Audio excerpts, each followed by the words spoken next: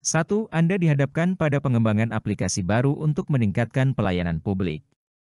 Langkah strategis pertama yang harus Anda lakukan adalah A. Mengidentifikasi kebutuhan masyarakat melalui survei dan fokus grup untuk memastikan aplikasi memenuhi harapan pengguna. B. Mengumpulkan data dari aplikasi sejenis untuk merancang fitur yang relevan bagi pengguna. C. Menerapkan fitur-fitur canggih dengan mempertimbangkan pemahaman pengguna.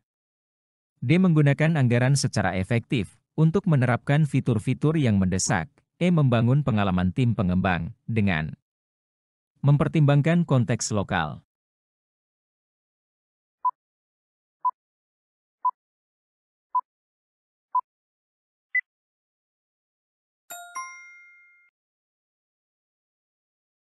A. Mengidentifikasi kebutuhan masyarakat melalui survei dan fokus grup untuk memastikan aplikasi memenuhi harapan pengguna. Langkah pertama dalam pengembangan aplikasi publik adalah memahami kebutuhan pengguna. Survei dan fokus grup akan memberikan data langsung dari masyarakat mengenai kebutuhan, harapan, dan masalah yang dihadapi. Ini adalah dasar yang kuat untuk memastikan aplikasi yang dikembangkan relevan dan sesuai dengan harapan masyarakat, sehingga meningkatkan tingkat kepuasan pengguna. B. Mengumpulkan data dari aplikasi sejenis untuk merancang fitur yang relevan bagi pengguna.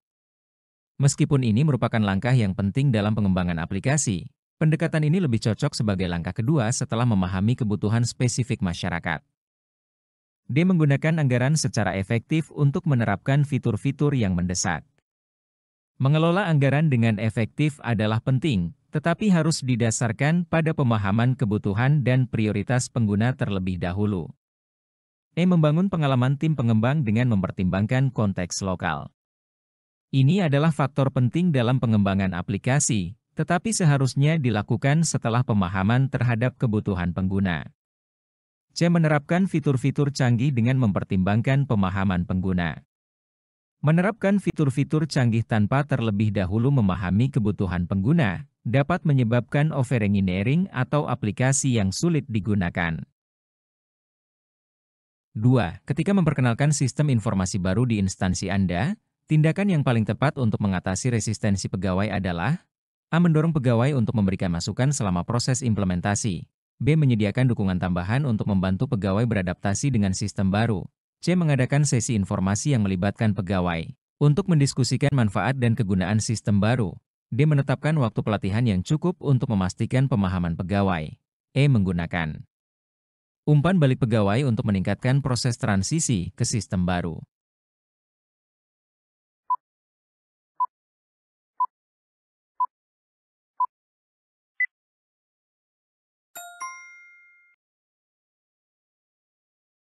C. Mengadakan sesi informasi yang melibatkan pegawai untuk mendiskusikan manfaat dan kegunaan sistem baru. Resistensi pegawai terhadap sistem baru seringkali muncul karena kurangnya pemahaman atau ketidakjelasan tentang manfaat sistem tersebut. Dengan mengadakan sesi informasi yang melibatkan pegawai secara aktif, mereka dapat lebih memahami tujuan dan kegunaan sistem baru, sehingga dapat mengurangi resistensi. Diskusi terbuka juga memberi kesempatan bagi pegawai untuk bertanya dan berbagi kekhawatiran yang membantu menciptakan rasa kepemilikan terhadap perubahan tersebut. A. Mendorong pegawai untuk memberikan masukan selama proses implementasi. Melibatkan pegawai dalam proses implementasi. Dengan meminta masukan dapat memberikan mereka rasa memiliki dan keterlibatan yang dapat mengurangi resistensi. Namun, ini lebih merupakan langkah lanjutan setelah sesi informasi awal, di mana pegawai telah memahami sistem baru.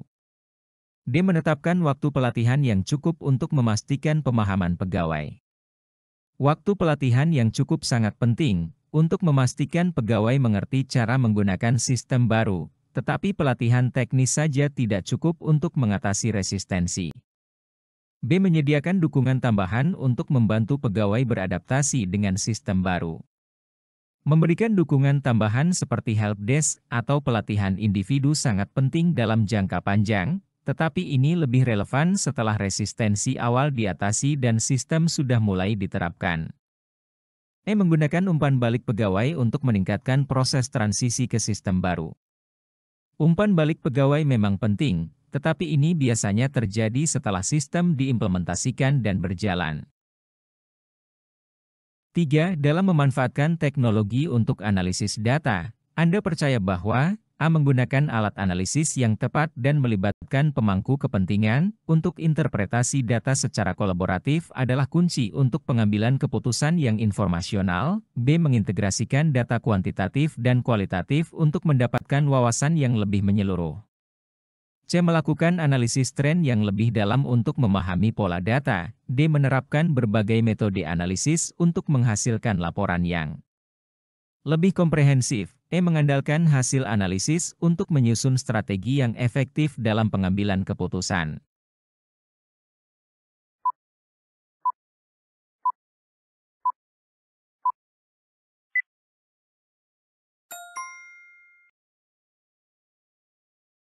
A. Menggunakan alat analisis yang tepat dan melibatkan pemangku kepentingan untuk interpretasi data secara kolaboratif adalah kunci untuk pengambilan keputusan yang informasional. Menggunakan alat analisis yang tepat memungkinkan data diolah dengan akurat dan melibatkan pemangku kepentingan dalam interpretasi data penting untuk mendapatkan pandangan yang lebih menyeluruh dan relevan. B. Mengintegrasikan data kuantitatif dan kualitatif untuk mendapatkan wawasan yang lebih menyeluruh. Menggabungkan data kuantitatif dan kualitatif adalah langkah penting untuk mendapatkan gambaran yang lebih lengkap, karena kedua jenis data ini dapat saling melengkapi. Namun, ini lebih merupakan teknik analisis. Dan meskipun penting, tidak cukup tanpa melibatkan pemangku kepentingan untuk memahami konteks dan implikasi dari data tersebut. D. Menerapkan berbagai metode analisis untuk menghasilkan laporan yang lebih komprehensif. Menggunakan berbagai metode analisis memang penting untuk memberikan hasil yang lebih komprehensif. Namun, tanpa melibatkan pemangku kepentingan dalam interpretasi data, hasil analisis saja tidak menjamin pengambilan keputusan yang lebih informatif. C. Melakukan analisis tren yang lebih dalam untuk memahami pola data. Analisis tren sangat berguna untuk memahami pola di masa lalu dan memprediksi masa depan. Namun, menganalisis tren saja tidak cukup untuk pengambilan keputusan informasional. Terutama jika tidak ada kolaborasi dengan pemangku kepentingan untuk memvalidasi hasil analisis tersebut. E. Mengandalkan hasil analisis untuk menyusun strategi yang efektif dalam pengambilan keputusan. Hanya mengandalkan hasil analisis saja tanpa keterlibatan pemangku kepentingan bisa membuat strategi kurang relevan atau tidak mempertimbangkan nuansa operasional dan kebutuhan organisasi. 4. Saat merancang program pelatihan untuk pegawai mengenai teknologi baru, fokus utama Anda seharusnya adalah A. Menyesuaikan materi pelatihan dengan tingkat literasi digital pegawai, dan memberikan contoh kasus nyata yang relevan. B. Menawarkan berbagai format pelatihan untuk memenuhi kebutuhan individu pegawai. C. Melibatkan pegawai dalam merumuskan materi pelatihan, agar lebih sesuai dengan kebutuhan mereka. D. Mengadakan sesi pelatihan yang interaktif dan memungkinkan diskusi antara peserta. E. Membangun dukungan berkelanjutan setelah pelatihan untuk memastikan pemahaman yang mendalam.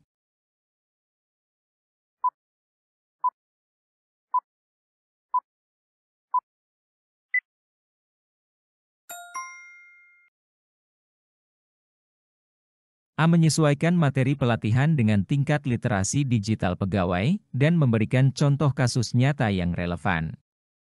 Ini adalah pendekatan yang paling tepat, karena materi pelatihan yang disesuaikan dengan tingkat literasi digital pegawai akan lebih efektif dalam meningkatkan pemahaman dan keterampilan mereka.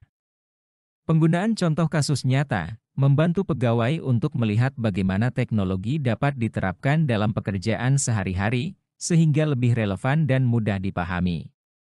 C. Melibatkan pegawai dalam merumuskan materi pelatihan agar lebih sesuai dengan kebutuhan mereka. Dengan melibatkan pegawai dalam proses penyusunan materi, pelatihan akan lebih personal dan sesuai dengan kebutuhan spesifik mereka. Hal ini akan meningkatkan keterlibatan dan kepuasan pegawai, serta memperkuat relevansi materi yang diberikan. B. Menawarkan berbagai format pelatihan untuk memenuhi kebutuhan individu pegawai. Memahami bahwa setiap pegawai memiliki gaya belajar yang berbeda sangat penting dalam pelatihan. Dengan menyediakan berbagai format, misalnya video, modul, atau pelatihan langsung, program pelatihan dapat menjangkau lebih banyak pegawai secara efektif. D. Mengadakan sesi pelatihan yang interaktif dan memungkinkan diskusi antara peserta. Pelatihan interaktif mendorong partisipasi aktif dan diskusi yang bermanfaat.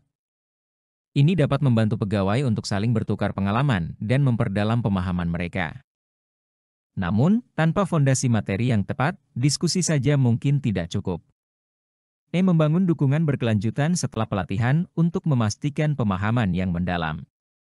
Dukungan berkelanjutan sangat penting untuk memastikan pegawai dapat menerapkan apa yang mereka pelajari. Namun, ini biasanya langkah yang dilakukan setelah pelatihan dasar diberikan, sehingga bukan prioritas utama dalam merancang program pelatihan. 5. Ketika menyusun rencana implementasi teknologi untuk pelayanan publik, komponen yang paling penting untuk dipertimbangkan adalah A. Memastikan adanya dukungan dari semua pemangku kepentingan untuk keberhasilan implementasi. B. Melakukan evaluasi menyeluruh terhadap potensi risiko dan manfaat dari teknologi yang diusulkan. C. Mengidentifikasi langkah-langkah yang jelas dan melibatkan masyarakat dalam proses perencanaan untuk transparansi. D. Mengadaptasi rencana sesuai dengan umpan balik yang diterima selama proses perencanaan. E. Membangun rencana yang mencakup evaluasi dan pemantauan berkala.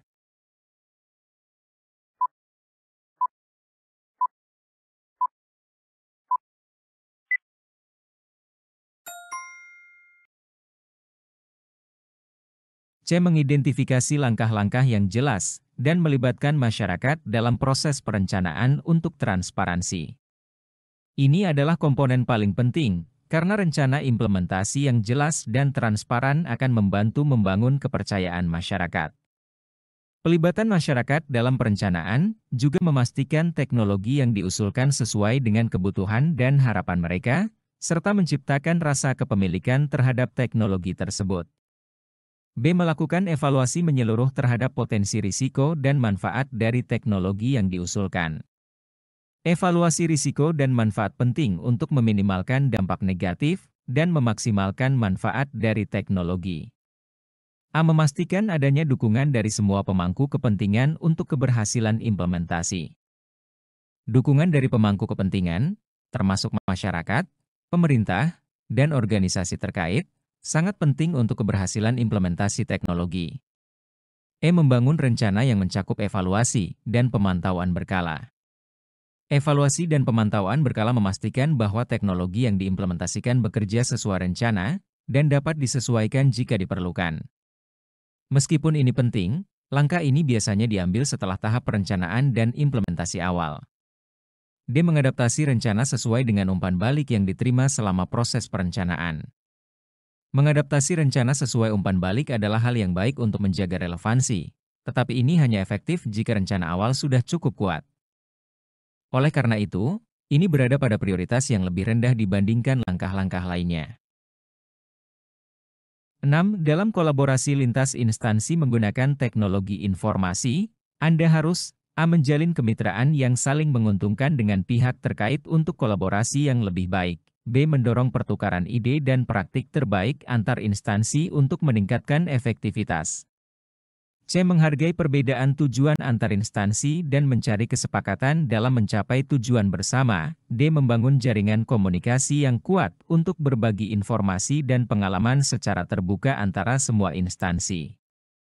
E. Menggunakan teknologi yang tepat untuk mendukung komunikasi antar instansi.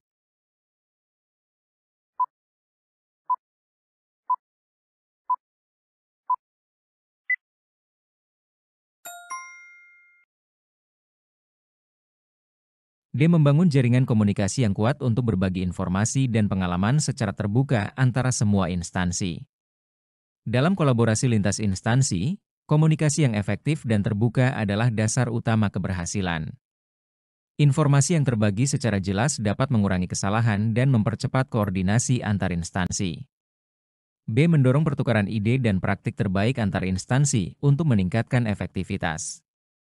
Pertukaran ide dan praktik terbaik dapat memperkuat kolaborasi dengan memungkinkan instansi memanfaatkan solusi yang terbukti berhasil, yang akan meningkatkan efektivitas dan efisiensi. C. Menghargai perbedaan tujuan antar instansi dan mencari kesepakatan dalam mencapai tujuan bersama. Menghargai perbedaan tujuan dan menemukan cara untuk bekerja sama adalah penting agar kolaborasi bisa berjalan tanpa konflik dan dengan visi yang selaras. A. Menjalin kemitraan yang saling menguntungkan dengan pihak terkait untuk kolaborasi yang lebih baik. Menjalin kemitraan yang baik akan menciptakan kerjasama yang lebih produktif dan memaksimalkan potensi kontribusi dari berbagai pihak. E. Menggunakan teknologi yang tepat untuk mendukung komunikasi antar instansi. Teknologi yang tepat memang diperlukan untuk mendukung komunikasi, tetapi hal ini berada pada urutan prioritas setelah komunikasi dan hubungan antara instansi sudah terjalin. 7. Saat menangani keluhan masyarakat tentang layanan digital yang tidak memadai, tindakan yang paling bijaksana adalah A. Melakukan analisis mendalam tentang keluhan tersebut, kemudian mengadakan pertemuan dengan pemangku kepentingan untuk merumuskan solusi yang komprehensif. B. Mengumpulkan data tambahan untuk memahami akar penyebab keluhan. C. Menerapkan solusi yang didasarkan pada umpan balik masyarakat untuk meningkatkan layanan. D. Berkomunikasi secara transparan dengan masyarakat mengenai langkah-langkah yang diambil untuk menyelesaikan masalah. E. Mengadakan sesi umpan balik dengan masyarakat untuk terus meningkatkan layanan.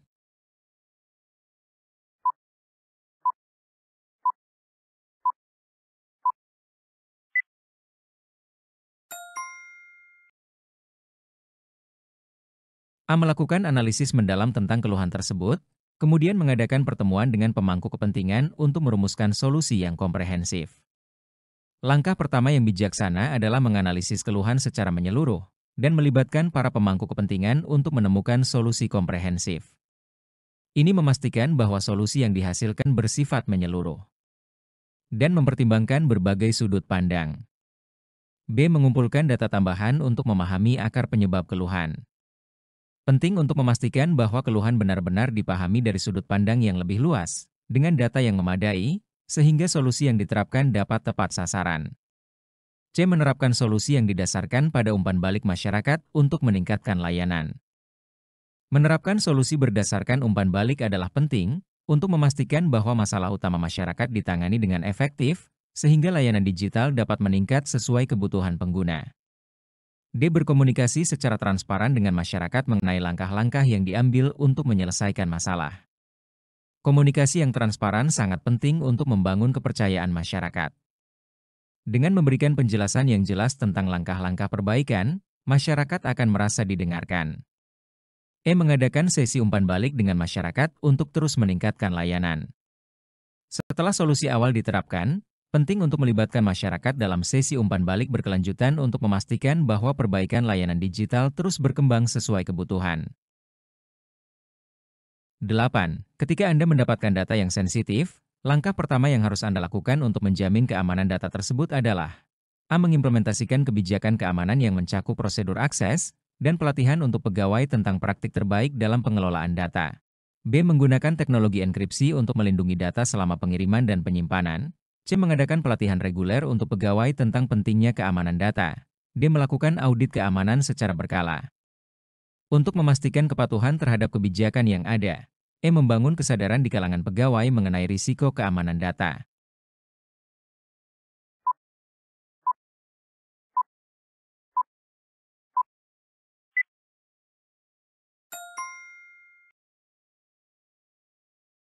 B. Menggunakan teknologi enkripsi untuk melindungi data selama pengiriman dan penyimpanan. Melindungi data sensitif dari potensi kebocoran atau penyalahgunaan adalah prioritas utama. Enkripsi memastikan bahwa data tidak dapat diakses atau dibaca oleh pihak yang tidak berwenang, selama penyimpanan maupun pengiriman. Ini merupakan langkah teknis pertama yang krusial dalam menjaga keamanan data. A. Mengimplementasikan kebijakan keamanan adalah penting untuk jangka panjang, tapi enkripsi merupakan tindakan awal yang langsung efektif. C dan E, tentang pelatihan dan kesadaran pegawai juga penting, namun langkah pertama yang langsung melindungi data adalah enkripsi. D. Audit adalah langkah berkelanjutan untuk memastikan kebijakan dipatuhi, namun tidak langsung melindungi data segera. 9. Dalam pengembangan aplikasi untuk pelayanan publik, Anda menyadari pentingnya desain yang inklusif. Oleh karena itu, Anda A. Melibatkan pengguna dari berbagai latar belakang dalam proses perancangan Untuk memastikan aplikasi dapat diakses oleh semua, B mengadakan sesi pengujian pengguna untuk mendapatkan umpan balik yang beragam. C menerapkan prinsip desain yang responsif untuk memenuhi kebutuhan semua pengguna. D menggunakan data pengguna untuk mengoptimalkan pengalaman pengguna dalam aplikasi. E menghadirkan solusi yang ramah pengguna dengan mempertimbangkan masukan dari audiens.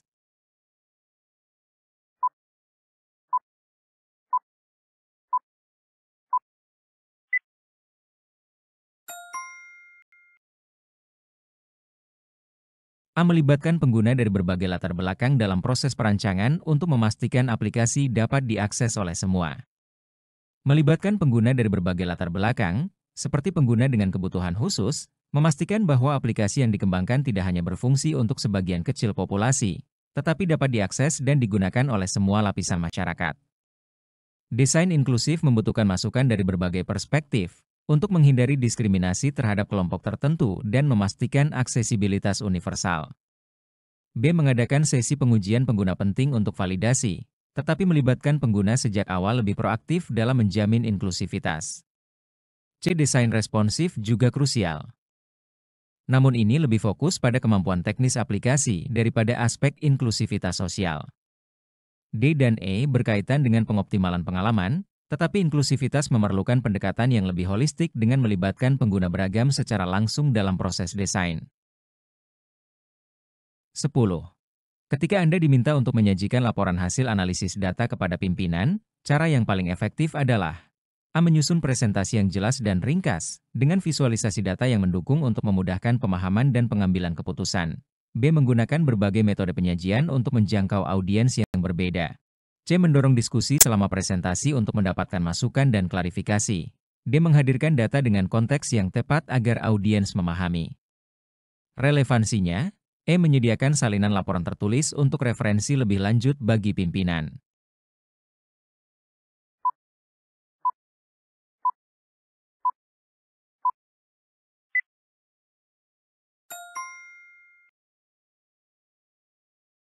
A. Menyusun presentasi yang jelas dan ringkas, dengan visualisasi data yang mendukung untuk memudahkan pemahaman dan pengambilan keputusan. Pimpinan biasanya membutuhkan informasi yang cepat dan mudah dipahami untuk membuat keputusan strategis.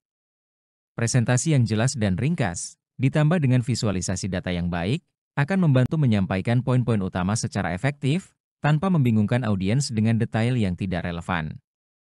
Hal ini juga memungkinkan mereka untuk langsung fokus pada inti masalah dan solusi yang ditawarkan. B. Menggunakan berbagai metode penyajian dapat membingungkan, terutama jika audiens beragam dalam preferensi penyampaian informasi. C. Diskusi penting. Tetapi presentasi data harus terlebih dahulu memaparkan informasi inti sebelum diskusi dimulai. D. Menyediakan konteks itu penting, namun tanpa penyajian yang jelas dan visualisasi, konteks saja bisa sulit dicerna. E. Menyediakan salinan laporan sebagai referensi adalah tambahan yang baik, tetapi tidak menggantikan kejelasan dan dampak dari penyajian utama yang jelas dan efektif.